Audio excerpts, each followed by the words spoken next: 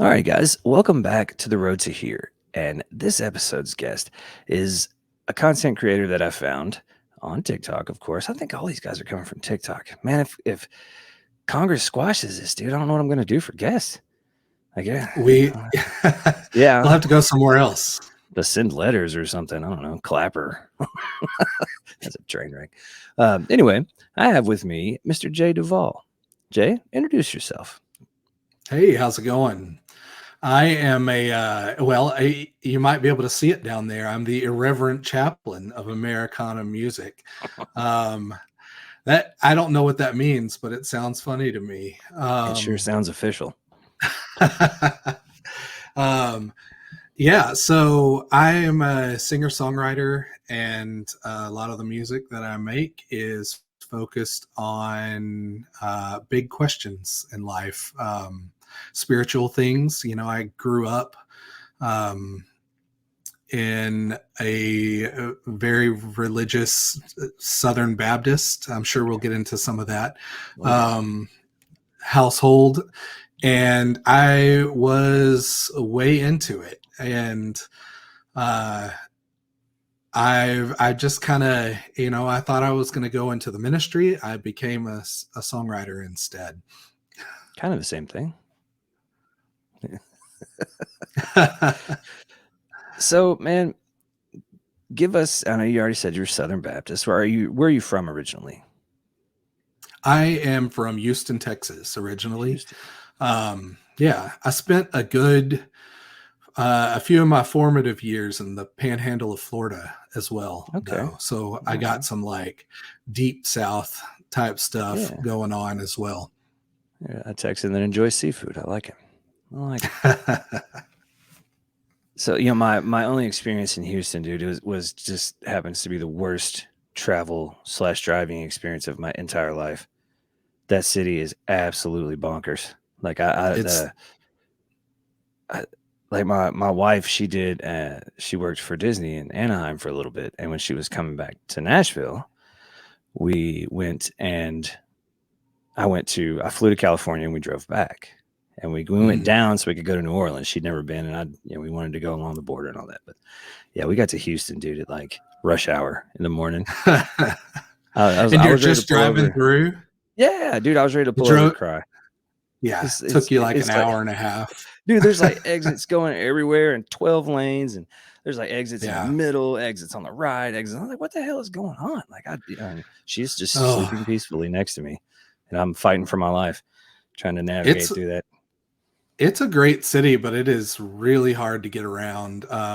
When I first started playing, it was in Houston, and you'd play a show on the north side of town. I lived on the south side, and it was an hour away to get there. I mean, it's like playing a show out of town and you're not even leaving the city. It's like that. It's getting like that here, man. Those of you who don't know, Jay is also in Nashville. I'm in a suburb. He is more in Nashville proper. So it's now I grew up here, and the growth is insane, man. It's insane. Like the east side is like the spot now. And when I was a kid, like you didn't go east of the river unless you were buying crack. Like that's the only reason you had to be over there. You know what I mean? Like the East Nashville was wild back in the day. Yeah. I mean, my wife and I moved here in 2008, and it's already a completely different place. Oh man, totally. And our neighborhood, when we bought our house, we were warned. Yeah. I used to see that, man. I would run. I used to deliver beer for a living, and my route was over in Northwest Nashville in the ghetto, and man, and then you would see guys literally sleeping on the concrete in front of houses that had been completely remodeled with beautiful yards, little white picket fences, and Toyota Priuses in the driveway. It's like, man, I don't know where these people go. Where do they go? Where do they put them? I don't know, man. Yeah, it's so anyway. Back to the task at hand. I'm rambling. Sorry. You have to drag me back to reality sometimes. Give us a rundown of your spiritual upbringing there in Texas and or Florida. Yeah. So again, I grew up Southern Baptist, but like a really fundamental version of that. And I say Southern Baptist, like honestly, I'm not even 100% sure. Like, I feel there was definitely some like independent Baptist Oh in yeah. there as well, but very fundamental. And uh, and I was like full in like from the get go. I think I was always really interested um, in the big questions of life. Yeah. and and this was what I was given as a way to answer those questions, and so I just dove in head first. I got uh, saved, Hmm. and for anyone not watching, that was in air quotes. um, but I got saved and baptized really young, and um, and then by middle school, I was leading Bible studies at lunchtime. Even before that, I was like winning uh, sword drills, which is for anyone who did grow up in that world.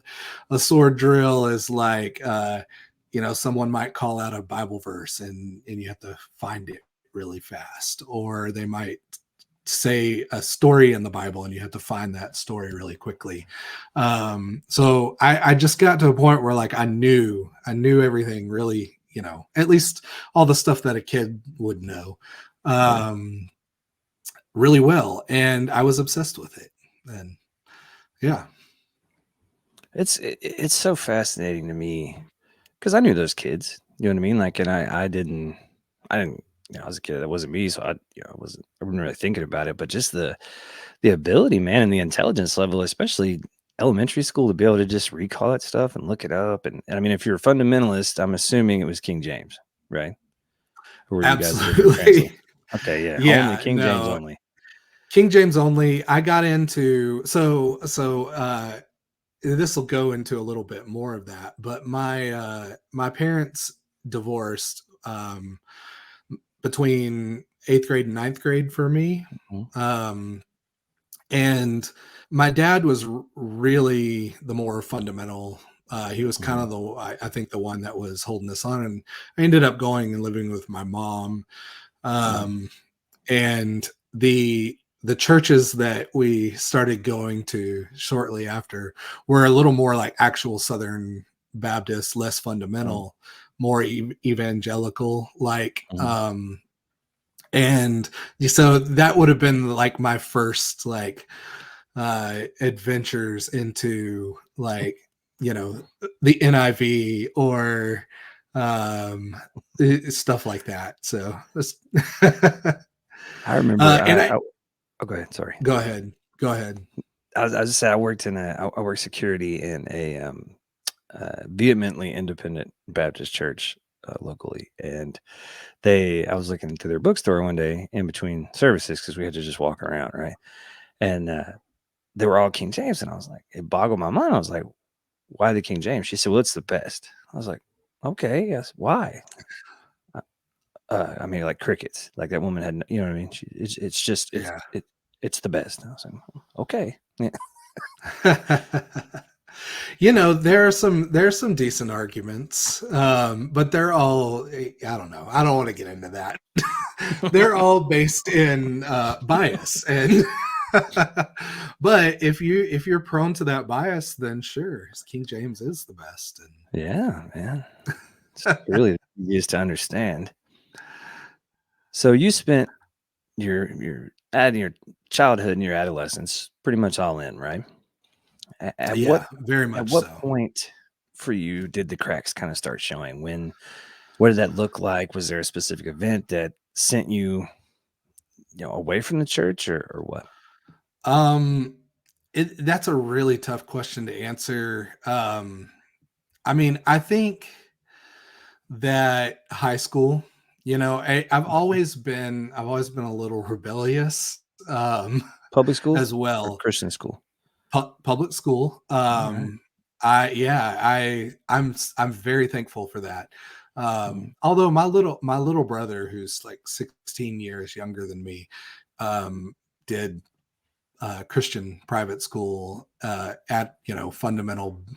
Baptist, and and I was worried about him. He turned out okay, Yeah, no. but That but science debates get kinda weird, but other than that. right. I do think high school was when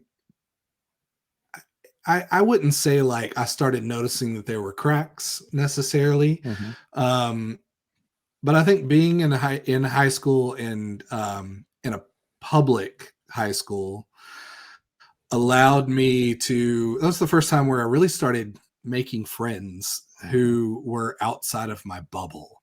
Mhm. And I also had moved back to Houston at this point. So I was going to a school with a graduating class of like, my graduating class was like 700 and something, Yeah, like same really, here. really large. Yeah. Um, so so there was just a lot of new perspectives to meet and to become familiar with. And I think I was still really strong in my faith and Mhm. belief through that, but I think I just started to realize that some of the things that like I had grown up thinking maybe weren't true. like uh I'm sorry to anyone who's Catholic, but I grew up thinking that Catholics were, they may as well be, atheist or whatever because they're going to hell. They got it all wrong. They may as well be the Antichrist. And then I had a friend in high school who I didn't know was Catholic, but I knew was a Christian, you know. And then a few years later, I found out that he was Catholic, and it blew my mind. I was like, "Wait a minute, how can you be Catholic?" Because we see you like it really seems like you're a Christian. Like it really Mhm. seems like it. And not only that, but my like really narrow definition of Christian, um, which I don't know. So like little things like that, and then you get to college uh, and I went way in college. I hung out at the Baptist Student Union Okay, you went way into and church. That's not what I thought. I thought you went way in like I went way in college. These are two totally different no, no, things. no, no, no. I thought, I didn't go to school. I didn't go to like seminary, Right. but and I was a music major, and but all my electives were Bible classes, and I spent all of my free time uh, doing Bible studies, witnessing, meeting people, and I just think the Mhm. more, but in college again, like that your circle of influence it gets larger and you Mhm. meet more and more people of different faiths and um, different perspectives, and at some point you just gotta like look at those things against your worldview um, and see how they fit in. And I think those were the initial cracks really were Mhm. just relationships. Mhm. And that's been the biggest thing for me because I'm coming at this backwards. I didn't have an upbringing, and I have been heavily interested in this stuff for a couple of years now, right? And not just Christianity. Like there are parts of now the American church doesn't interest me at all. I tried that. That was no thanks. But just the intricacies of everything. Like I love this stuff, man. And I don't see how people can teach that it's because I mean to the outside person, to me, it's geographic. Yeah. We are Christian and Southern Baptist was also what I was exposed to because we live in the South in America. You know what I mean? And you see that if you grew up in Iran, you're more than likely going to be Muslim. And I mean, yeah, and it's just that's so blatantly obvious to me that it blows my mind. The exclusivity portion of it is the thing I Yeah. could never wrap my head around. Hmm. And I feel like now that I don't have to, but that's a whole other story. Like we'll get into that. But so Nice. college was the first time that you were exposed to other religions outside of Christianity, or did you have Yeah, friends in high school? I mean, one of my best friends in high school was he grew up Muslim, and he was an atheist, but Hmm. essentially, he still did all of the Muslim stuff because he couldn't tell his parents that he was an Right. atheist. Um, but so I had some of that experience as well. Um, but college was like really when you meet, more than one or two people that, Right. yeah. So where are you now, spiritually speaking? What do you Where am I now? where are you now? It could be, this is gonna be a big one. Let's dig in. So Yeah, let's see. I say that I usually say that I'm agnostic. Um, mhm. well, I mean, I'll tell a story. Maybe this Yeah. is the best way to. But this past summer, I went back to Houston, and there is a I'll call it an atheist church. It's not, but Right. it is a gathering of people on Sunday morning. um, and most of the people are agnostic or atheist, and although there are some who aren't, but um, it's an inclusive Sunday morning gathering, and they Hmm. have live music to start it off, of which I was the musical guest. And then they have like a lecture Hmm. that could span lots of different topics. So I was playing this show, and afterward, someone came up to me, and they were telling me how thankful they were that a lot of the musicians that um, come maybe don't share like some of the same uh, interest as them, Right. we'll say. And a lot of my music is exploring these Hmm. types of things. And so, we got in a conversation, and he asked me, um, on like a scale of 1 to 100, like, how much of an atheist am I? Like, because I had said I was agnostic already. He's like, how much do you believe in God on a scale of 1 to 100? And I was like, man, what? I can give you the answer for today. Right. Like, I I go back and forth. Like, I think that I I say that I'm not a Christian, or what. I Someone gave me this phrase on social media somewhere. They called me Schrodinger's Christian. That I'm neither Christian or Christian until I open the Bible. Um, Right. which in some ways, like, that's true, because I love engaging in the Bible. I love engaging in Christian um, philosophy, Mm. and stuff like Same. that. But yeah, but I just don't believe a lot of the stuff. Like, I can find meaning in a lot of that stuff, but I don't, there's certain things that I just don't believe anymore. And so I it's dare hard for say, me. Go I ahead. dare say, my good friend, that you have cracked the code, in my opinion, that I, it, it's not meant to be taken literally. I think that what you're taking from it is exactly what you're supposed to take from it because, right. I mean, there was some good advice in those books, not just the Bible, like all of them. I don't know if you've ever read the Bhagavad Gita or any of that stuff. And if you really dive into the scriptures, dude, a lot of the dots will start connecting. It's Yeah. that anyway. I'm sorry, but I think man, No, I think, you're on it, dude. I think that's the intention, in my opinion, at least. yeah, I think you're right. And it took me a long time to figure that out, but yeah, so I say I'm not a Christian because, like, my own I struggle to call it trauma, but my own Right. trauma, but my own definitions that are like deep seated in to my being tell me that a Christian is not Mhm. I'm not a Christian. But the very fact that I still engage in that stuff, I realize still also makes me a Christian. Um, and like you were saying earlier, I mean, we live in the South in Mhm. America. Like most of us are influenced by Christianity in some Oh, for way, whether sure. or not we know it.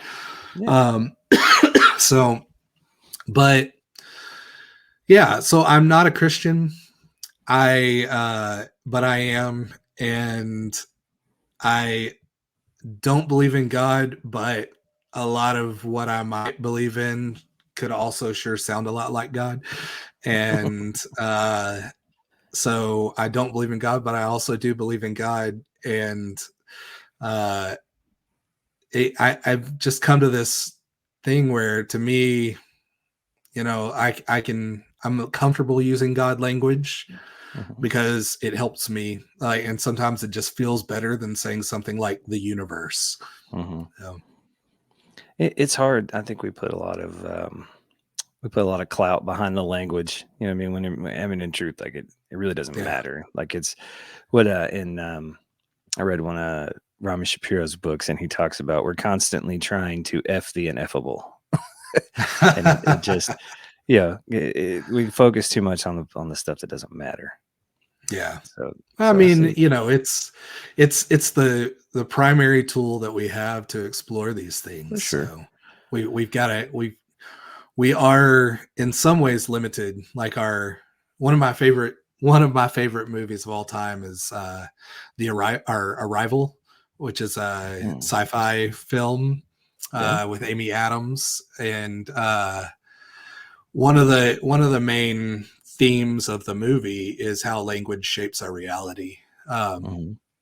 and I'm a big believer in that, just in Yeah, general. that's so funny, man. Like in that same book, he talks about religions being like languages, and they're all just a different way to describe the same the Buddhist uh, phrase or myth or whatever is a the finger pointing at the moon. Like all the different Mm, religions are just fingers pointing at the moon. Like so. yeah. That's cool. So do you feel so you said you spend a lot of time witnessing and that kind of stuff, which I don't know if that's strictly a Southern Baptist thing. I don't hear a lot about other, you know, other denominations other than fundamentalist type things that feel the need to do this, but do you feel the need to reach out and talk to everybody you see? Do you feel the need to evangelize like where you're at as far as your agnosticism or agnostic atheism or whatever you want to call it? Uh, Um, are you out there yeah. on the street corner holding the sign, man, on No. at 5 points with a yeah, The, thou thou might be saved? I don't know. this is a strange question because I'm a singer songwriter, Hmm. and I am writing songs about this stuff and telling my story. Uh, so it kinda is the question, but it's not. Like, if I'm being honest, if I'm really looking at it, um, I am in some ways evangelizing, um, but it's a different kind of evangelism. Um, it's um, I have no interest in drawing someone away from Christianity or Hmm. from wherever their Right. beliefs are. Um, I do have a lot of interest. Like, I guess what I do care about evangelizing is kind of what you alluded to earlier, like getting getting rid of this illusion of certainty Hmm. that your way is the only correct way, Hmm. um and and also just like harm that can occur with certain beliefs.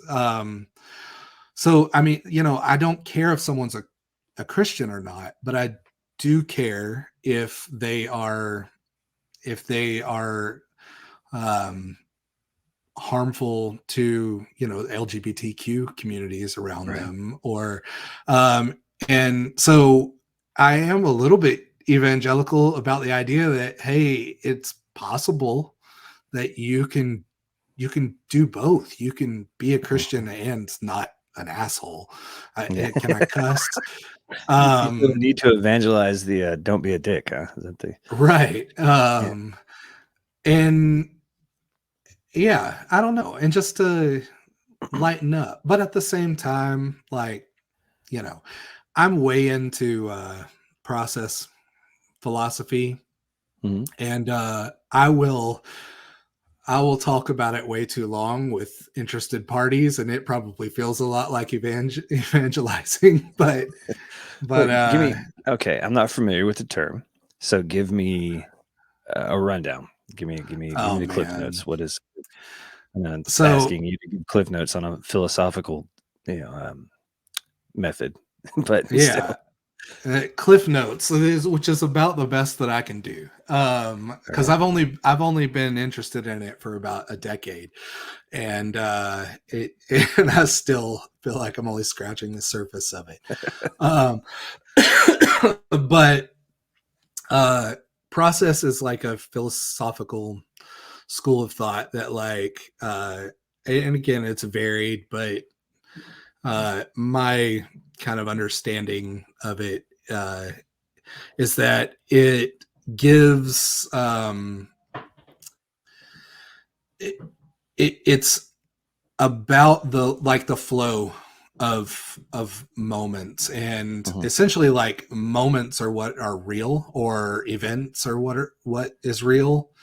um you have one moment, and then the past is like leading into that moment, into the present, and the present is becoming something, you know it, Okay. in the future or whatever. So it's very time based, like, Mhm. things are flowing. And I say time, although I think it has more to do with entropy. But I also think, like, time is maybe a uh, a product of entropy. But um Mm. but uh so there's a heavy emphasis on becoming in process thought, as opposed to being. Mhm. um and uh there are several other I Okay. guess it goes really really deep, but It's making yeah, go me ahead. giving me like Taoism vibes, like, Yeah, based on that kind of things. I mean, it's just kinda everything is just kinda happening, and we're at different points of the happening, yeah, I and think there's a lot of Eastern, philosophy mixed in with it as well. Yeah. yeah. Have you But it gone down the was Eastern road? I haven't really. It's good stuff. I I need to. It's something that I've always aspired to do, but I just haven't. It's good stuff, man. If you're into that kind of thought, you'd Yeah. bye-bye. You're down the rabbit hole. You'd be gone, man. It's good stuff. So, how I know just from a statement you made earlier that you are a father. How do you Yep. approach this topic, the topic of religion, spirituality, that kind of stuff, with your kids? And I ask this. This is one of these questions. Most of these are selfish questions, bro, because I'm learning this stuff, and I love to get all the perspectives. And I have children, and I have no idea how to talk to them about this shit. You know what I mean? Yeah. Like my so it. How do you do it? Yeah. No, I think I think that's important to for all of us to share Mhm. that stuff, because yeah, it's really difficult, and I have no idea what I'm doing. My wife has no idea what No, she's doing. nobody does, man. Like that's one Uh, thing I've learned about parenting. I have an 18-year-old, 17-year-old, and an 8-year-old, bro. And I know as little now as I did in 2005 when my first one was born. So like man. nobody knows what the hell they're doing. Anyway, sorry. Yeah, and then each new thing is like, my oldest is almost 12, and we're starting to get into, like, having to deal with all the new problems that we don't know how to deal with. Mm, Just as we've figured out the ones that we didn't know how to deal with a few years ago, you know. Mhm. But um uh so yeah, I mean, my wife and I are in similar situations with our That's faith and helpful. spirituality. Yeah. It is. I think that, you know, I talk to a lot of people who don't have that, and it makes it harder for sure. Mhm. Um, but uh, I think so. So to start off, like we still go to church fairly Mhm. regularly. We went this morning, actually. It's a Sunday, Nice. and my oldest is very interested in just church and stuff like that. She used to be really interested in kind of big questions as well. Um, but you know, she definitely believes in God, um, and thinks that, you know, I'm crazy because I don't. And but you know, in a good way. Mhm. Um, but That's cool that you give her the space to be that way, yeah. and I think that Well, that is that, like, just thank you for doing that, because what I've seen through doing this and the experiences I've had on this mini series, that is very important, man, to her development later on, because even if her philosophical or religious beliefs change, you're on you're she's not just regurgitating what you gave her, and there's not gonna be right. the pressure of losing your parent in addition to losing your God, if that's, Yeah. ever happens to her. Yeah. And I think, you know, both of them, although again, my oldest has always been the one who dives into it. My youngest Mhm. hasn't expressed a whole lot of interest in big questions. But from the very beginning, I was just really um, adamant about not giving her the answers. If she asks a question about God or morality or anything that's like really big, you know, I usually turn it around and ask her what she thinks. Mhm. And then kind of go with the conversation there, you know. Obviously, you know, you can't escape indoctrinating your children. You know, it's part of our jobs as parents are to indoctrinate our kids in some ways to be good human beings at the very least. Yeah. Um, I never really looked at it like and that, but yeah. yeah, I mean, e- but I think for me, one of the things, and this is in some ways, and I guess an indoctrination, but I want to develop that curiosity. I want to develop an appreciation for other ways of looking at the world. um, you know, we one of our favorite YouTube channels that we watch together is called Religion for Breakfast, and it's a religious studies YouTube channel, and and they cover all sorts of religious topics from various different religions.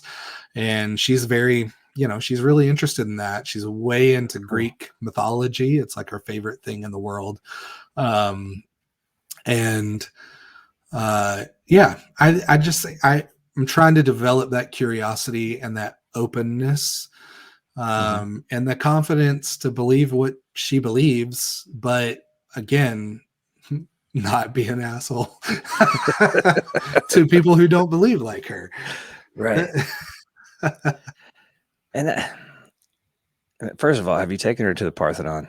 Has she been to the Oh Parthenon? yeah, Okay. yeah, Yeah, she's yeah. been a few times. That's right. But my Yeah, wife and I just went for like the first. I've been once before recently. I saw like a day yeah, date. It's fun, it's man. Walking in the park amazing. and stuff. So I got, pissing on sidewalks. Cool. Nashville's awesome. Uh, so, so all right, man. let's uh let's get weird. Are you ready to get weird? Let's do I it. got some went Okay. through your background. We got kind of a little bit of rundown on where you're at, but now it's for the fun part. Okay. This is also the selfish section of the podcast for me. So, how do you feel about the concept of non-dualism? I love it. No.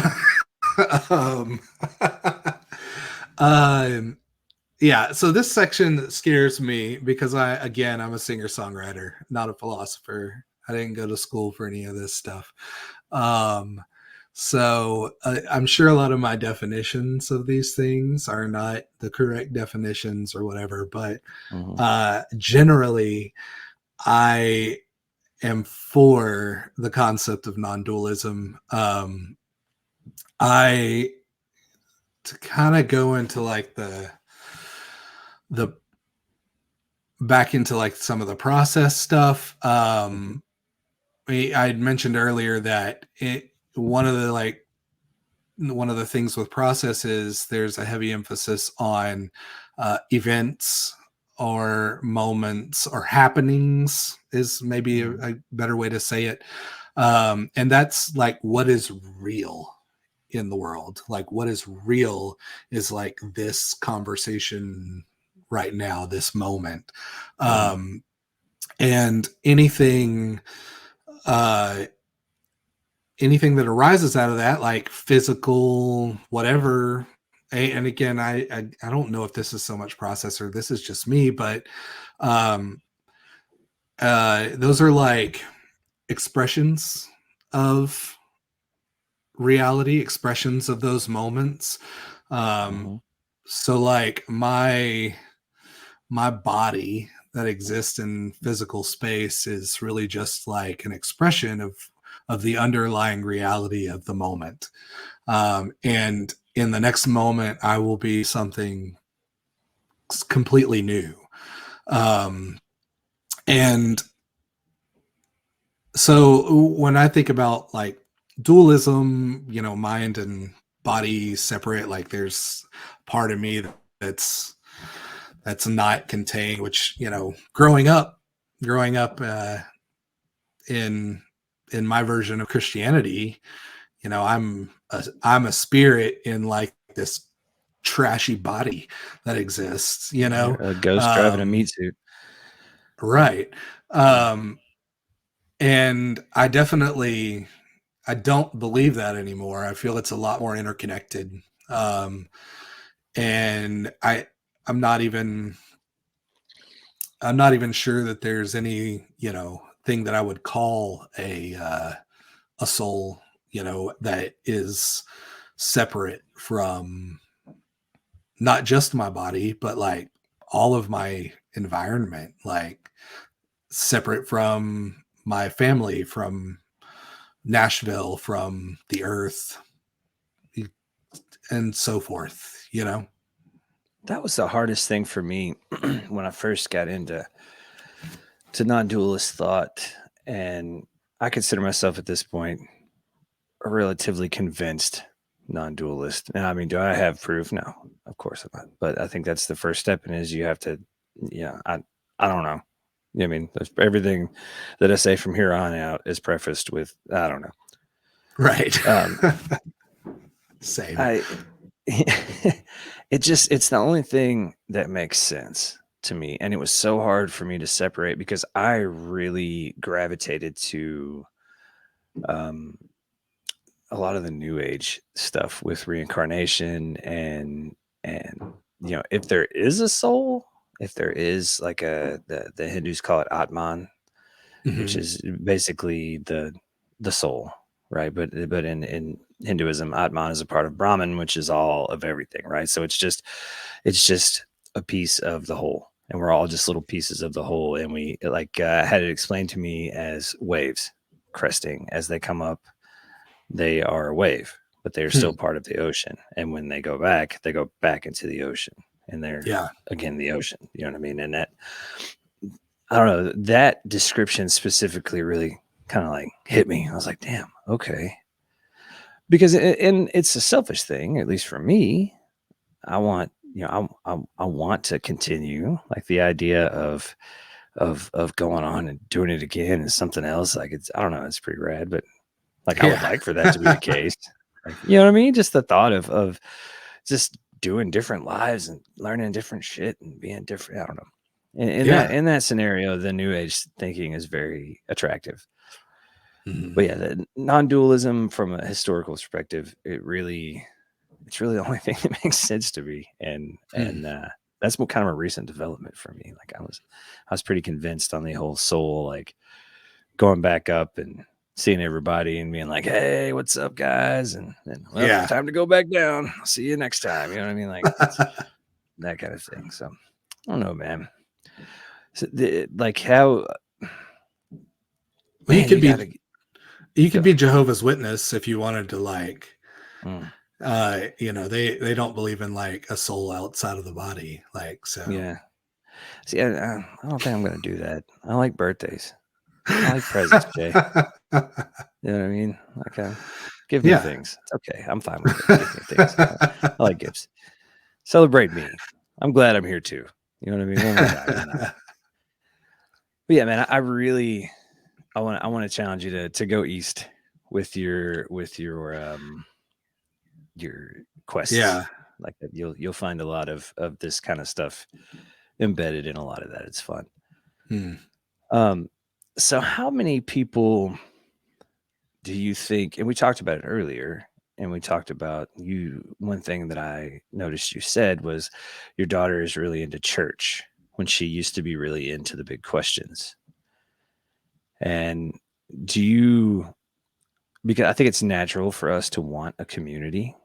How many Hmm. people do you think go to church and go to these things for the community and not necessarily for the spiritual, because I mean, I think you and I are on the same page with a lot of this shit, but like I have friends that if I start talking about this, they're just like, "Oh god, like this fucking thing Yeah. again." You know what I mean? So, why do you think that some people how prevalent do you think that is in the church, and why do you think that's the case that people just go for the community and Whew. not for the spiritual expansion, if you will? Yeah. I think I'm tempted to say that it's very prevalent. Mhm. Um, However, I I really don't know. Because I can really only speak from my experience and Well, yeah, I'm my not ex- asking you for yeah, to speak for all of the right, right. deconstructionists. Like, what do you? But Yeah, yeah. But I think that I think that community is an incredibly important part of Mhm, what we need as human beings mhm. and or human becomings. And Yes. um uh and it's hard, it's difficult to find that the way that like society is structured today, in church or religious, meetings of any sort are a really great place to do that. Mhm, Um, and I think that I mean, I know that there are a lot of people that continue to go and maybe don't necessarily believe everything that's being said from the pulpit every mhm. Sunday.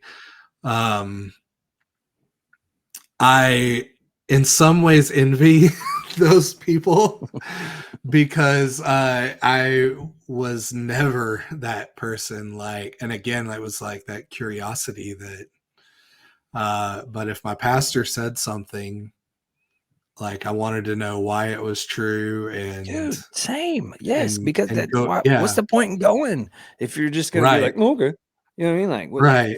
I don't know. um, but I think there are a lot of people who maybe just aren't, as interested in that and are more interested in the social parts of it. And I don't think there's anything wrong with that either. I don't I want to don't like either.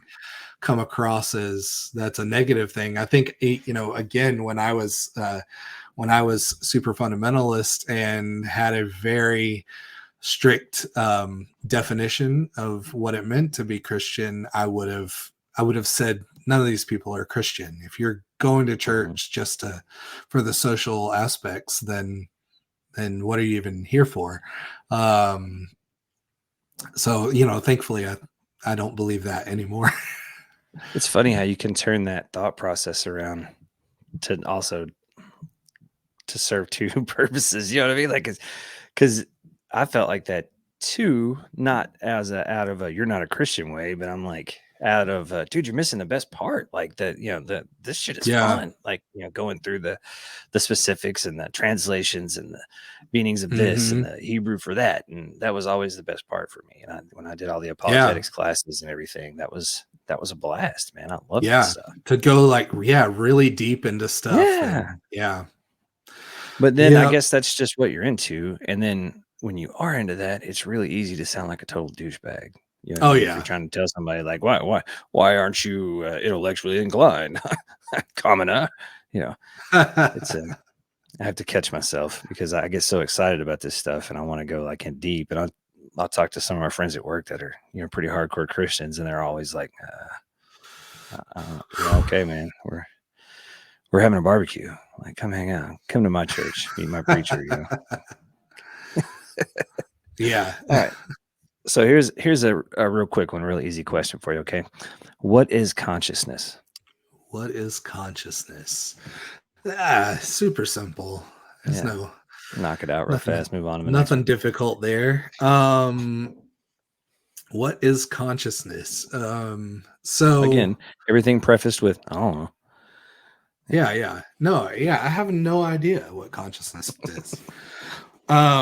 I like to think that it uh is the ability to dream. And like I don't mean that like going to sleep and having a dream, but I mean like to have some sort of intention toward the future. Um Hmm, this is a like song, bro. if that would be nice. I Mhm.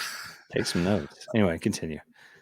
um but if something is experiencing the moment, um to be able to like look forward and like look at all the possibilities that exist from this moment forward, to like look at that branch of possibility, and then to like see something or imagine something and be like, I want to go there. uh that feels like consciousness to me. Like that feels like something that uh like I think things can react, I think, to stimuli, Hmm. but to like have some sort of to not just react to the world, but to like create the world that you exist in, even Hmm. in small ways. um I don't know, that just feels different to me. I got you. Okay, sub question. Where does it come from? Where does that come from? So this Where this does is consciousness where, come from? Where's the I didn't write that one down. This is you're gonna have to shoot yeah. from the hip on this one, buddy. So this might be where the concept, I'm just gonna like go ahead and say goodbye to any atheists that are listening. I'm so sorry. You can bow out now. But I this know there's is one that's where probably listening, but I don't care what he thinks. You heard that, this Eric. is this is where the concept, or something that I might ascribe God language to, might come in. Um, Mhm. I I don't know. Again, anything I've told people before that anything I might be comfortable calling God is something that maybe an atheist would just say that's not God. That's just something, like Mhm. that's just.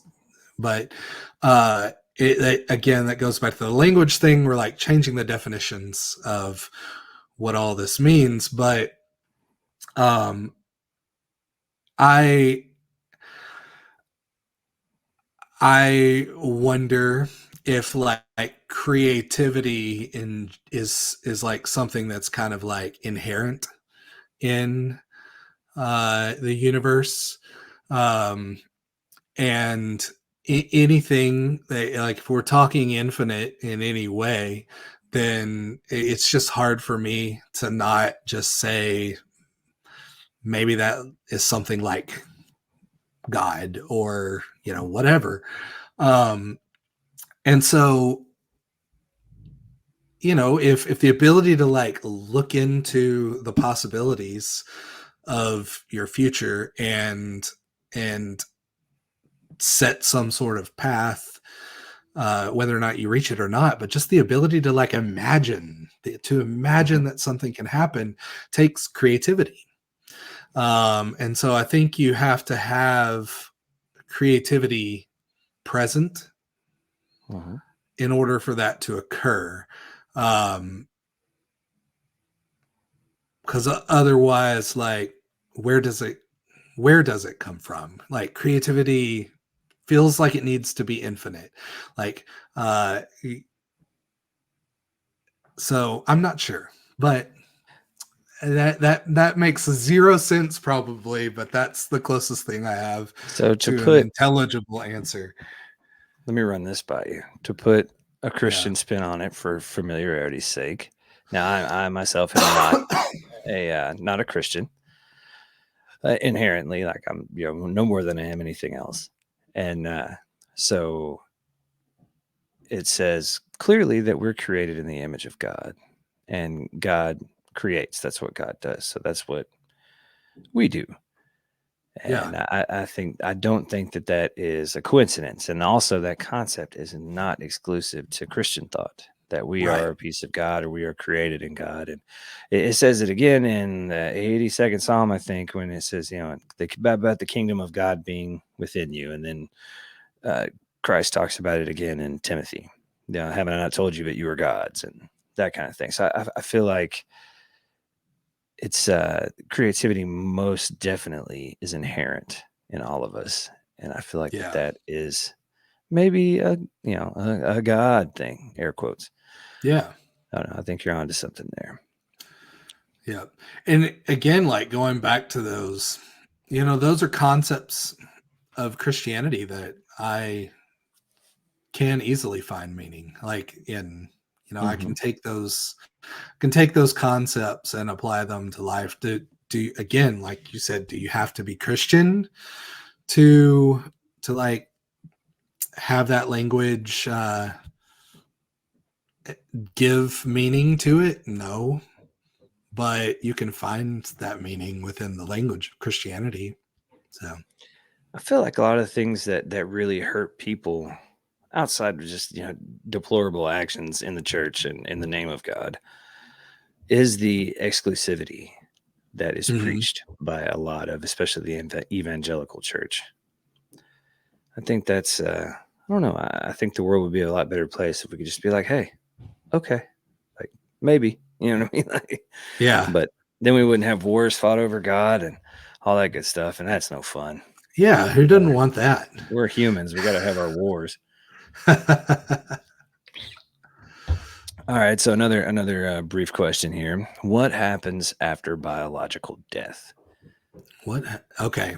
I What this is happens to the consciousness that we just spent, I don't know, 15 minutes describing? What is it? Yeah. Is it just poof or what? Interestingly enough, I do have this one figured out. All right, So I'm in. not at all. Yeah, just an opinion here.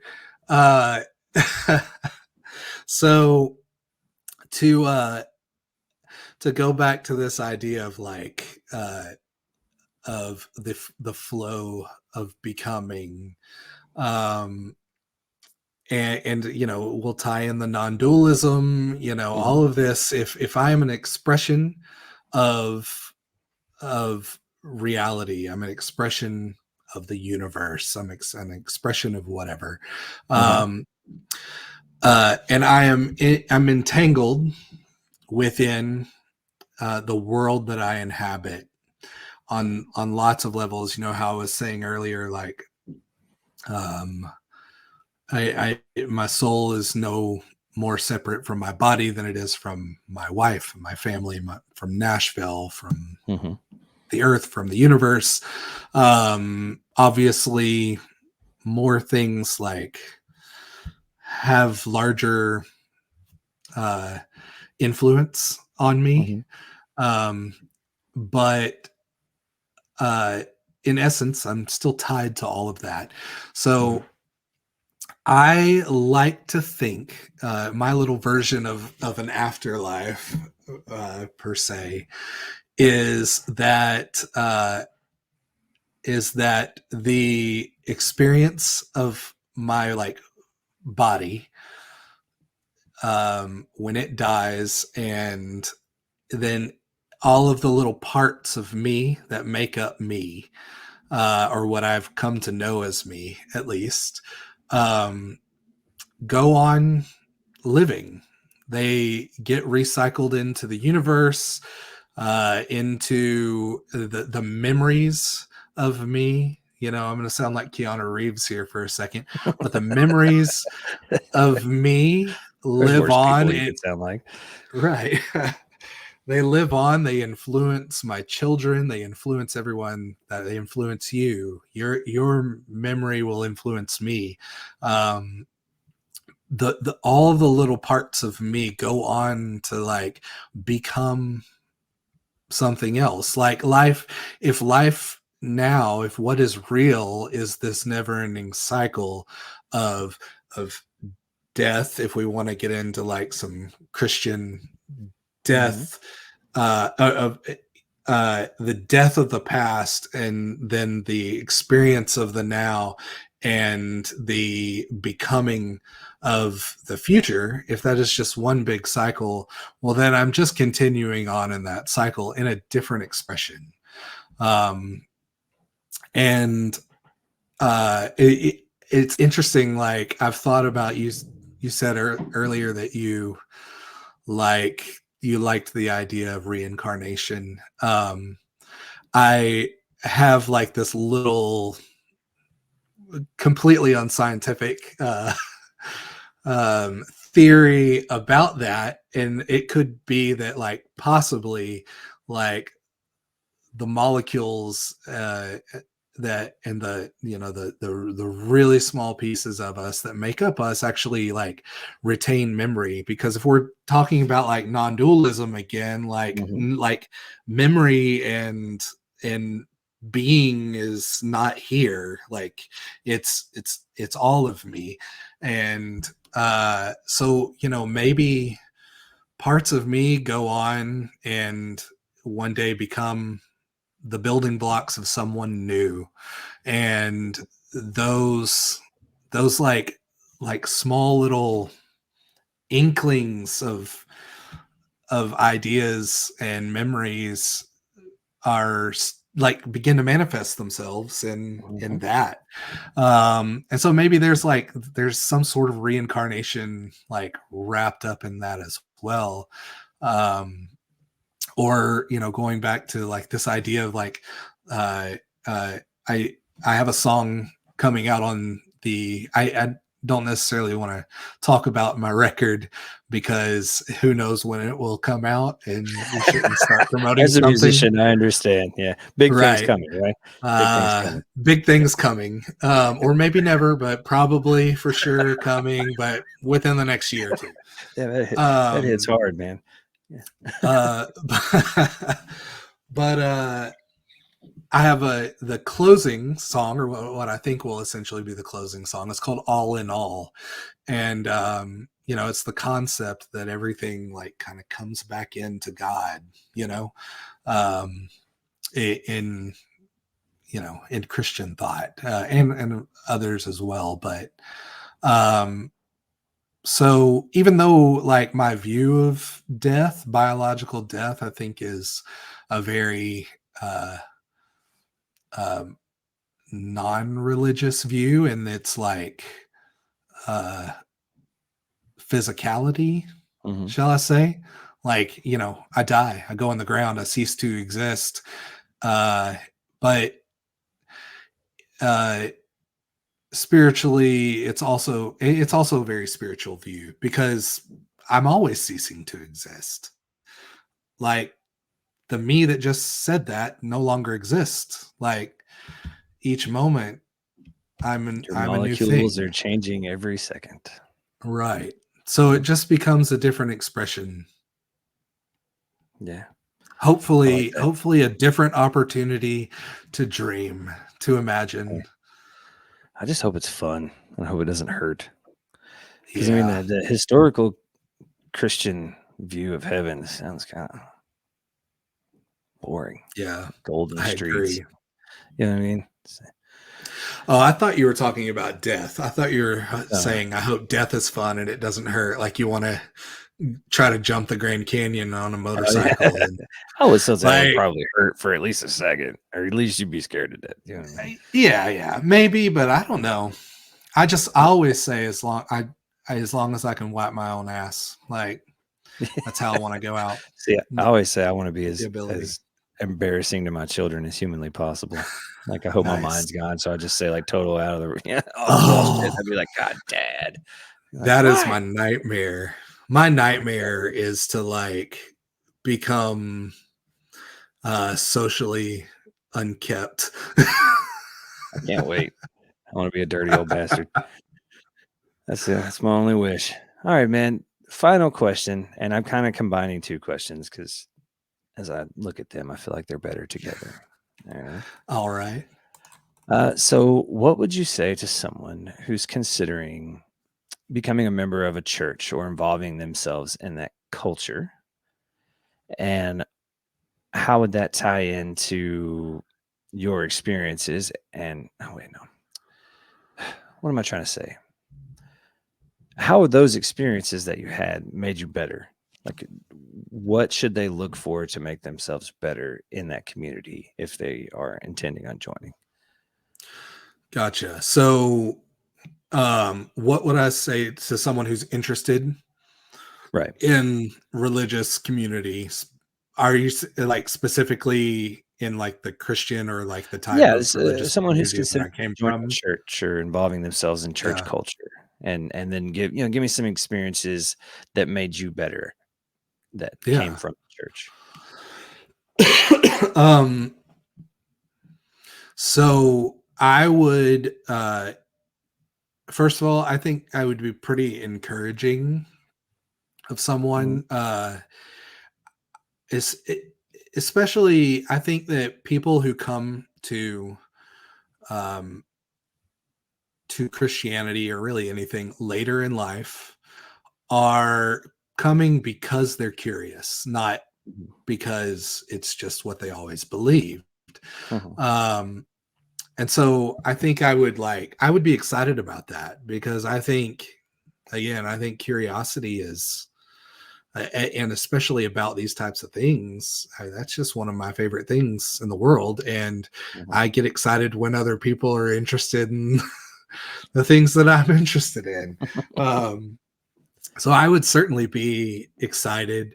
Um, I would uh, encourage them to keep an open mind, to not accept something as truth, um, just on someone else's word, Mhm, which is difficult to do. We all do it in a lot of our lives.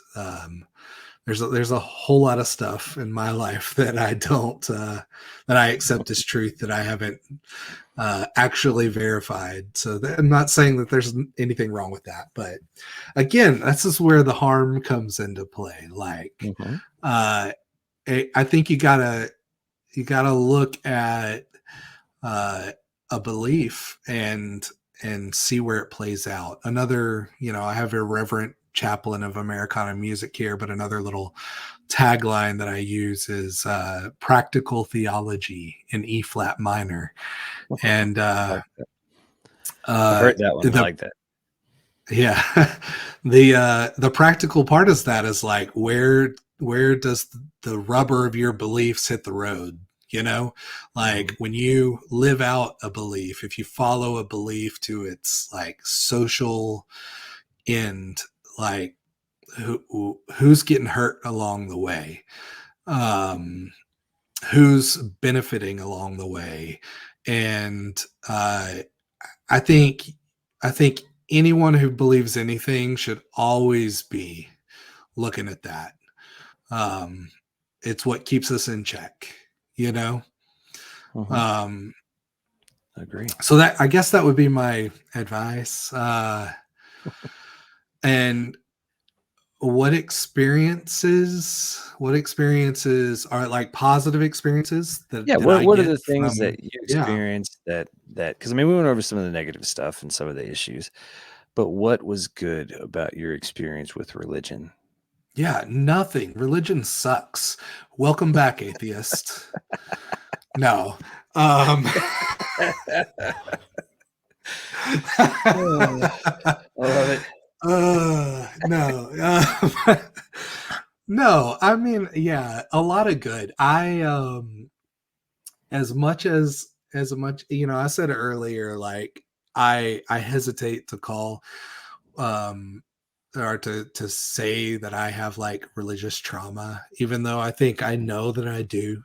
It doesn't always feel that way because I didn't have super negative experiences in church. I didn't deconstruct because someone hurt me, or Right. I realize now that I have a lot of like self-esteem issues Mhm. that are based in that theology, but for the most part, like, I've enjoyed every second uh of my path up to this point, um again, like, I go back to the curiosity part of it. Like, there's what was great about it was I had a place that I could ask really big questions, and for a long time people thought that was a good thing.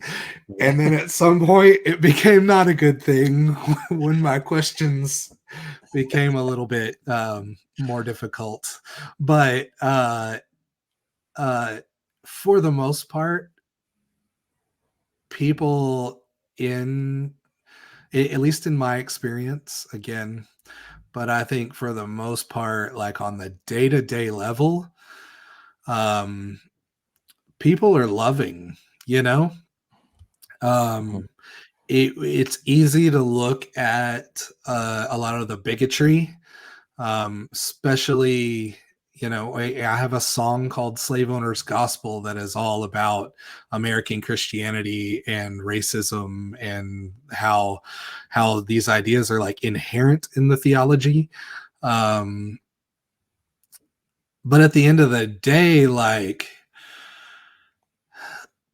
while the system might like breed harmful ideas, Mhm. um the people are not always necessarily like, they aren't evil. They aren't trying to be a jerk. They're trying to do what's right, um and and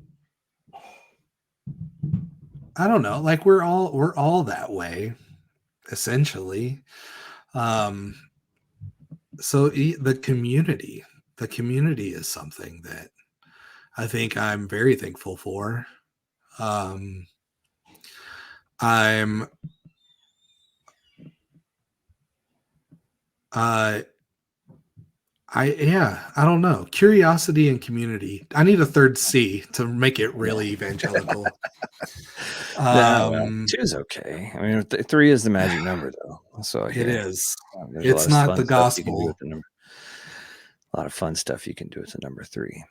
Well, man, thank you so much for being here. I really appreciate it. I enjoyed And, it.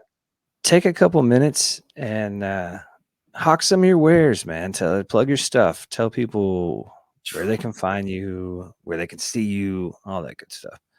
Yeah. Um, I have no wares. No. Uh, I do have. I have records for sale. You know, I perform as J Dewveall now, but my wife and I did it for a long time as just Dewveall, which is hard to spell. So look at your computer screen Yeah, or I phone will spell it right. I screen. promise. Thank you. No, it's impossible. I have a weird last Um, name too, buddy. It's okay. I get it. um, but you know, you can find records under Dewveall. You can find newer music under J Dewveall. I've got stuff for sale on my website: vinyl, CDs, merch. Money is the best. I would love your money.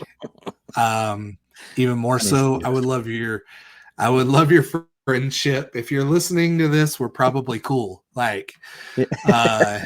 so go join my mailing list. That's number one.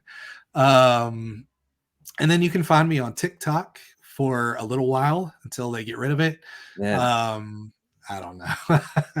uh, it's my favorite social media Same. currently because it's really fun, although I haven't been active lately because I've been depressed. But I'm going to get back to it pretty soon.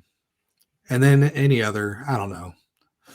Don't find me anywhere else. No. All right. Yeah. If you're in the Nashville area, oh, I should talk about this. Yeah. If you're in the Nashville area, I know this isn't, but I'm playing a show on May 6th in East Nashville at Riverside Revival. It is an old church, so I get to do some heresies, and it's going to be raising money for a really great organization called Life Literacy Education. And they work with youth from disadvantaged backgrounds, some with like the juvenile court systems, and provide like financial literacy training and career development training through another partner as well. That's awesome. So we're raising money that night for that. May 6th, Riverside Revival in Nashville, Tennessee. Tickets Ooh. tickets are like 25 a piece, and there's a silent auction too, so bring even more money. All the monies. All the monies. I'm probably going to check that out, man. I'm going to talk to the wife about that. We've been looking for an interesting date night, so it'd be cool. We're both musicians, so. Nice. Well, Jay, man, I'd love to thank see you. Thank you so much for being here, and Thank hopefully you. we'll have you back sometime. We got this is kind of a mini series, I guess. That was the idea, but I don't know. I really like doing it, so it might be a not so mini series. I don't know. Yeah. We'll figure that out. Hey, I'll be on the other one too, where you just talk shit the whole time. Yeah, that's fine. We like that too. That'd be fun too. Yeah. All right, man. Well, thank you for being here. And guys, thank you so much for listening. Check us out, YouTube, everywhere the things stream. But we're trying to push some stuff towards YouTube. So give us a sub over there. We're trying to grow the audience, as they say. I make TikToks about this kind of stuff under Sharing Maps Will on TikTok. So yeah, thank you guys for listening. Jay, thanks for being here, and we will see you next time.